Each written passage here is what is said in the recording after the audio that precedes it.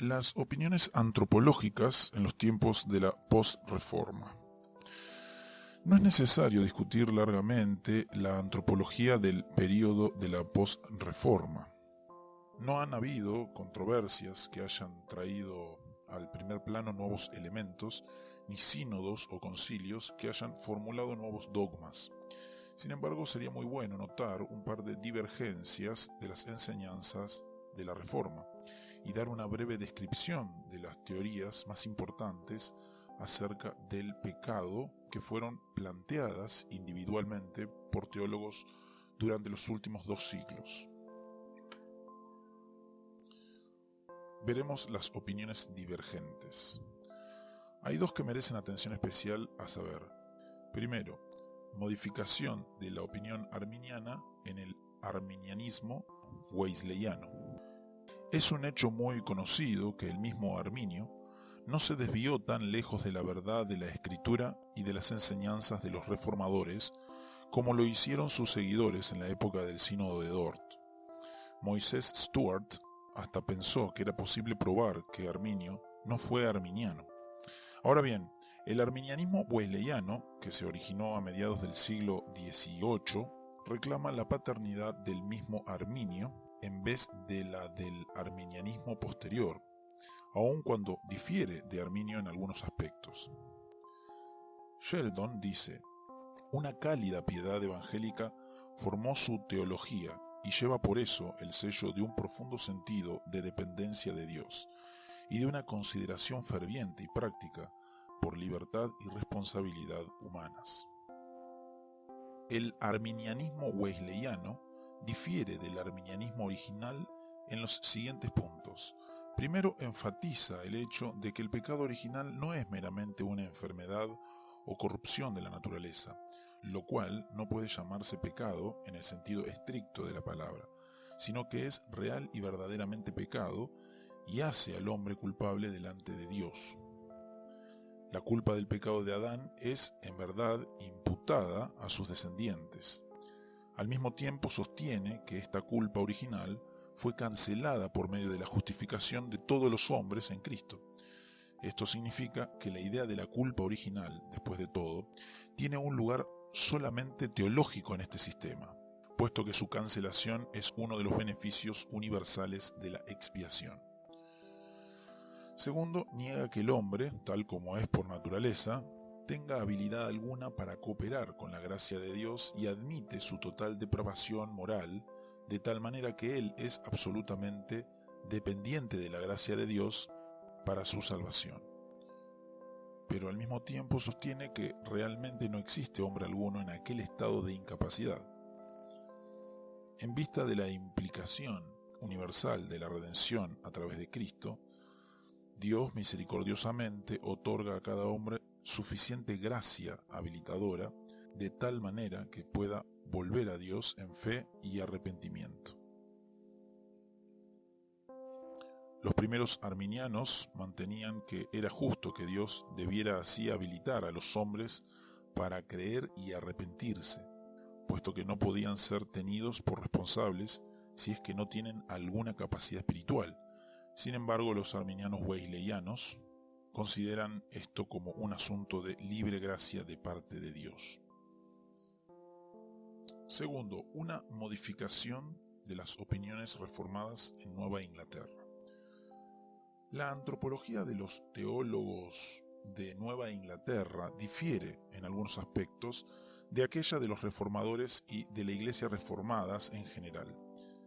La más importante de estas desviaciones son las siguientes. Primero, la referente a la relación de la voluntad de Dios con la caída del hombre. Jonathan Edwards descartó la categoría de eficiencia de la relación de Dios con la caída del hombre. Utilizó la fraseología común calvinista, pero algunos de sus seguidores no fueron tan cuidadosos e implicaron o declararon explícitamente que hay una eficiencia divina en relación con la producción del mal. Hopkins parece implicar esto en alguna de sus declaraciones y Emmons lo enseña explícitamente. En la teología de Nueva Inglaterra posterior o teología de New Haven, representada por hombres tales como Timothy Dwight y N.W. Taylor, hubo una fuerte tendencia a reducir hasta el punto más bajo posible la conexión divina con la entrada del pecado en el mundo, para que sea consistente con una providencia totalizadora. Parece ser que la opinión general es que la decisión de Dios de crear un universo moral, naturalmente, incluía la creación de agentes morales libres con el poder de elegir lo contrario y así hacer el pecado posible, pero difícilmente cierto. Al mismo tiempo, el pecado es considerado como necesariamente incidental al mejor sistema. Segundo, la relacionada al libre albedrío del hombre. Jonathan Edwards exageró en algo el carácter determinante de la voluntad, exponiéndose a sí mismo a la acusación de determinismo. Sin embargo, estuvo perfectamente en lo correcto al enfatizar el hecho de que la libertad tiene sus leyes, conocidas por Dios, y que en vista de ello es perfectamente consistente con la certidumbre. Tal como fue creado, el hombre poseía libertad moral, y la posee aún. Y fue en el ejercicio de esta libertad que él introdujo el pecado en el mundo.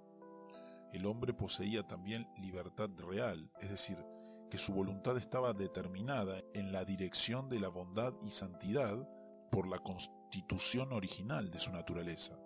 Pero por el pecado el hombre perdió esta libertad real.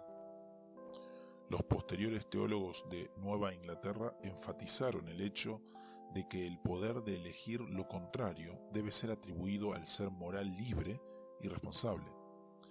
Ellos se aproximaron al punto de vista arminiano, sin embargo, suscribieron la teoría de que los antecedentes dados serán seguidos por consecuentes dados, que el poder para hacer variar el resultado nunca es usado y que el preconocimiento divino depende de esta variable, pero no necesitaba que los consecuentes resulten de los antecedentes.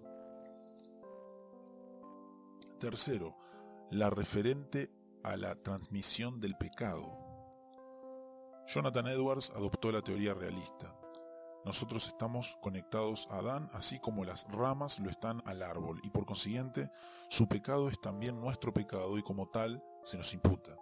Sin embargo, esta teoría no es peculiar solo a él, también encuentra gran favor entre los luteranos y es también defendida por eruditos reformados tales como Smith, Sheed, algunos teólogos de Nueva Inglaterra tales como Woods y Taylor. Defendieron la teoría de la imputación mediata de Placiano. Mediante esta conexión natural con Adán, el hombre hereda la depravación moral y ésta le es imputada como culpa y lo hace merecedor a la condenación.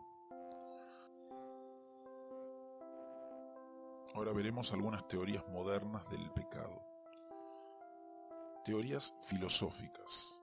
Algunos prominentes filósofos de los siglos XVIII y XIX se expresaron sobre el origen y naturaleza del pecado y en cierta medida influenciaron el pensamiento teológico. Leibniz veía el mal en el mundo como algo metafísico en vez de ético, considerándolo como el simple y natural resultado de la necesaria limitación de la criatura. Kant hizo sonar la nota discordante de su tiempo al postular un mal radical en el hombre, una inclinación fundamental hacia el mal que no puede ser erradicada por el hombre.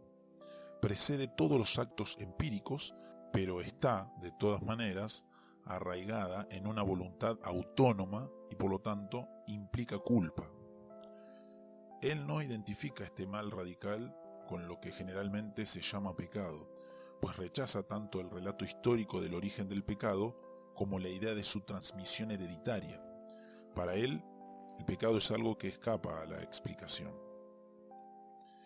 Hegel consideraba el pecado como un paso necesario en la evolución del hombre como espíritu autoconsciente.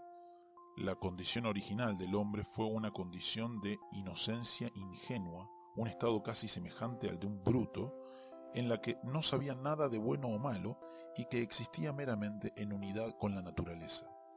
Aquel estado, aunque natural de los animales, no era natural para el hombre y por lo tanto no era un estado ideal.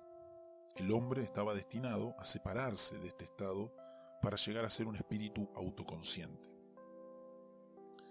La transición del estado natural al estado moral se efectuó mediante el conocimiento. El comer del árbol del conocimiento causó que el hombre salga del estado de felicidad edénica. Con el despertar de la vida autoconsciente y el comienzo del sentido del yo, el hombre involuntariamente empieza a seguir sus deseos naturales y hace de su recién descubierto yo el centro de estos deseos, es decir, se convierte en egoísta y asimismo malo. Sin embargo, esta es una etapa por la cual tiene que pasar necesariamente en su autodesarrollo. Aun cuando este egoísmo es pecaminoso, no puede realmente atribuirse al hombre como culpa hasta que él voluntariamente lo escoge, incluso después que ha despertado a la conciencia y que debe sobreponerse al pecado y de que el hombre egoísta no es lo que debe ser. La lucha contra este egoísmo es la senda hacia la virtud.